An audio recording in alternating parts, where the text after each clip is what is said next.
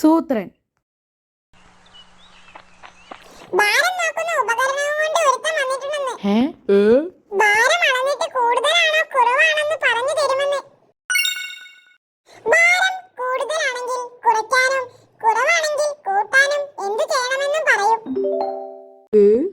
ഒന്ന് പോയി നോക്കാം. വാ.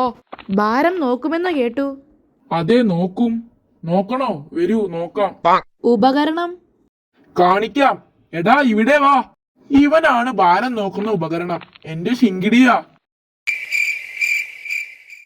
ചേട്ടൻ ഇവന്റെ മുതുകത്തു കയറി നിൽക്ക്. അപ്പോൾ ഞാൻ ഭാരം അളന്നു പറയാം.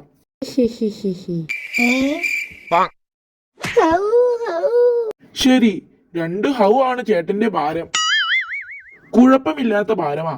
കുറുക്കന്മാർക്ക് 1 ഹൗ മുതൽ 3 ഹൗ വരെ ഭാരമാകാം.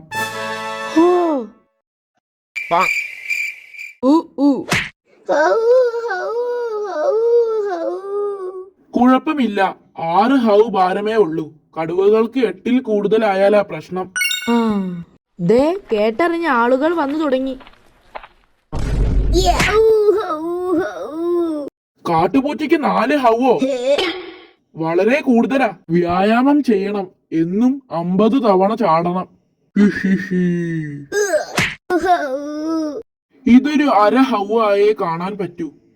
താനൊരു 4 നേരം ഭക്ഷണം കഴിച്ച് തടി കൂട്ടണം. ഭാരം നോക്കിയവരൊക്കെ സന്തോഷത്തോടെ എന്തെങ്കിലും തന്നിട്ട് പോണം. എനിക്ക് ഭാരം കൂട്ടാനാ. ഹേ, വലിയ ഹൗ 2 എണ്ണമോ? 12 ചെറിയ ഹൗവിന് തുല്യമാ. വ്യായാമം വേണം. തനിക്ക് ഭാരമില്ല, പൊയ്ക്കോ.